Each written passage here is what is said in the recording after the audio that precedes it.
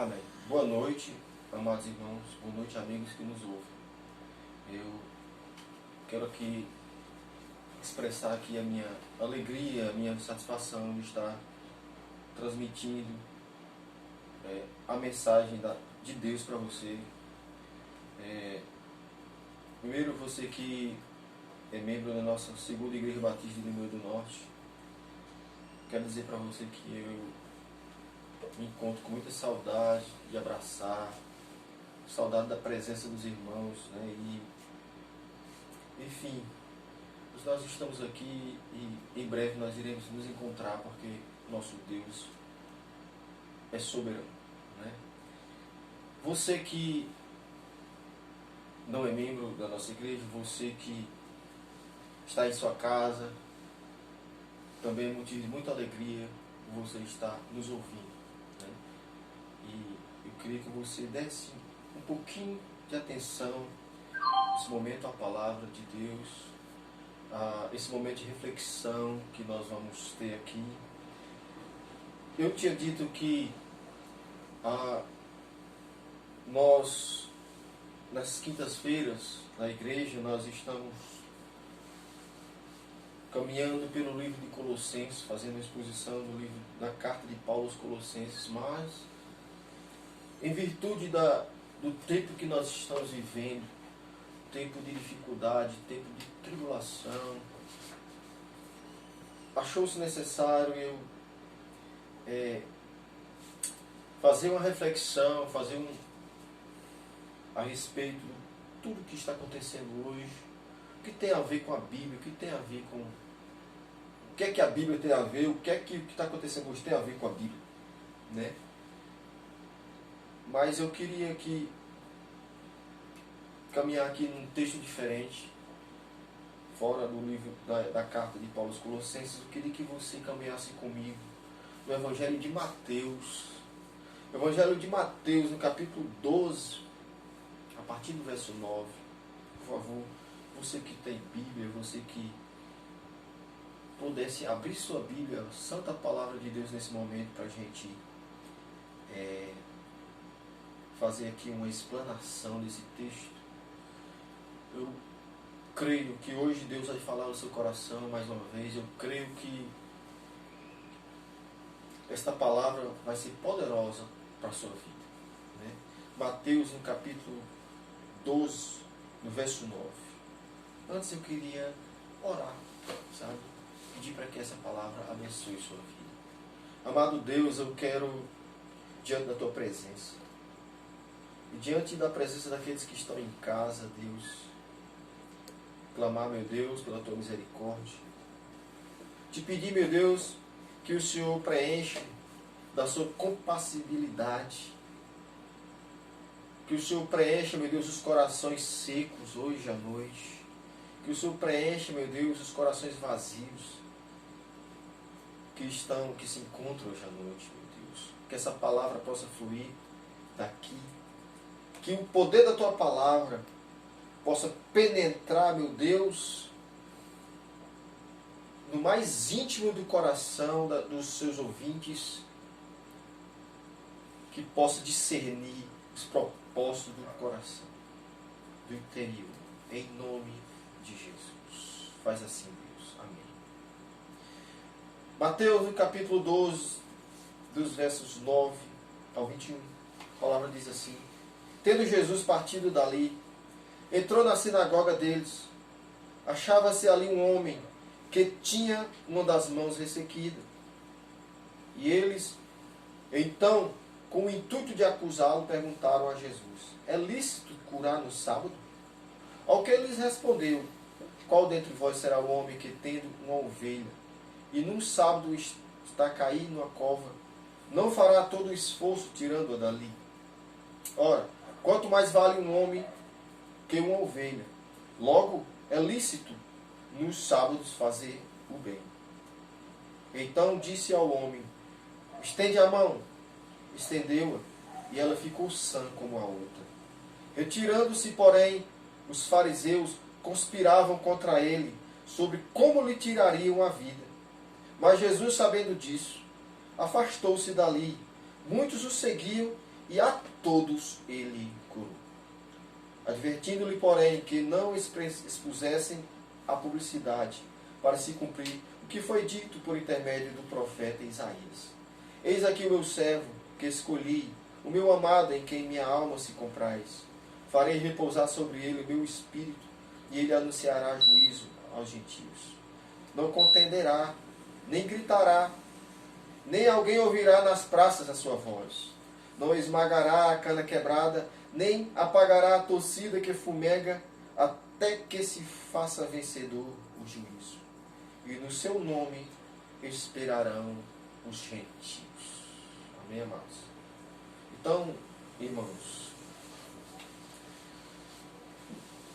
o apóstolo Mateus, ele escreve a história de Jesus na terra para transmitir ao povo judeu a chegada, como foi a chegada, a vida do Messias aqui na terra. Esse cenário era em que o povo se encontrava no regime de opressão, no regime de opressão política, de crise política, no regime de opressão religiosa. Enfim, o fato é que o povo padecia e andava como ovelhas sem pastor. E aí Mateus vai narrar esse Messias que vem não como líder político, mas como líder espiritual, que libertaria o seu povo da opressão espiritual. E aí, interessante que a gente pode ver o cenário a qual Jesus encontra aqui. Né? Jesus encontra um cenário primeiro, de uma religião petrificada. Jesus ele se encaminha para a sinagoga, ou seja, o lugar em que os judeus prestavam culto. E aí, quando ele chega lá num dia de sábado, ele cura um homem da mão mirrada, da mão ressequida. E esses judeus eles se escandalizam. Porque era sábado. E é esse cenário qual Jesus encontra. As pessoas com os corações petrificados por causa da religiosidade. E interessante que a gente, no modo natural, a gente vê religiosidade como algo bom, né? Mas a religiosidade doentia, ela faz muito mal, tão quanto a incredulidade. E note que a religiosidade ele faz com que o homem tire os seus olhos de Deus, o homem tire os seus olhos daquilo que é primordial e lance o seu olhar para aquilo que é secundário. A religião faz isso. Porque o Cristo de Deus, ele veio para implantar misericórdia. Quando ele cura esse homem da mão ressequida, ele pratica um ato de misericórdia. Porque o negócio de Jesus era com a misericórdia, com a bondade. E aí, a gente vê aqui esse povo preso pela religiosidade, porque a religião muitas vezes só traz mandamentos humanos que estão acima dos mandamentos de Deus. As fórmulas litúrgicas dentro da religiosidade humana, muitas vezes, elas estão acima da vontade de Deus. Porque Jesus ele vai dizer que misericórdia quero e não sacrifício. O primordial para Deus é a misericórdia. Interessante, quando Jesus ele se relaciona com seu povo, ele se relaciona de modo diferente com o que a religião traz. Então, esse cenário, o cenário era esse, era um cenário de uma cegueira espiritual trazida pela religiosidade e também Ele viu um povo sob o domínio de doenças físicas. Porque quando ele sai da sinagoga, porque queriam matá-lo, e ele entendia que ali não era o momento, não havia chegado a hora dele, então ele sai porque os judeus, os fariseus conspiravam em matá-lo. E aí ele sai pela região do mar da Galileia ali, e muitos seguiam ele. Ele sai ali, não só por ali, mas ele sai estendendo ali pela região de Tiro e Sidom, pelas regiões além do Jordão. Isso quer dizer que ele foi para os gentios, estendendo a sua misericórdia sobre todos. Porque aqueles que o seguiam, a Bíblia diz, e a todos ele curou. Mostrando e demonstrando que esse profeta, esse Messias, estava se estendendo a sua graça aos gentios, a todos aqueles que viessem a crer. Para se cumprir o que foi dito pelo profeta Isaías, que o autor ele vai citar o texto do profeta Isaías, a partir do verso 18, e interessante que o texto vai dizer que o servo, a quem o Pai escolheu, era um servo que ele fez repousar sobre ele de forma plena o Espírito Santo. Nós cremos que Jesus, ele, como homem, ele foi bem sucedido na vida pelo fato de estar nele o Espírito Santo de forma plena. Né? E aí, ele diz, eis o meu servo que escolhi, o meu amado em quem minha alma se compraz. Farei repousar sobre ele o meu Espírito e ele anunciará juízo aos gentios. Jesus já começa aqui trazendo, anunciando juízo aos gentios. E é interessante notar para essa palavra juízo aos gentios, porque esse juízo que Deus vem trazendo aos gentios não é um juízo de condenação para essas pessoas, mas ele está condenando aqui justamente o pecado das pessoas. Ou seja, ele está trazendo justificação. Ele não está trazendo condenação. Ele não está ajuizando o pecador, ele está ajuizando o pecado. O poder do pecado da vida do pecador. Interessante que eu e você, nós somos povos gentios. Interessante que essa palavra ela se aplica a mim e a você hoje. Essa graça chegou até nós. E aqui no verso 19, a partir do verso 19, ele vai citar as características desse libertador.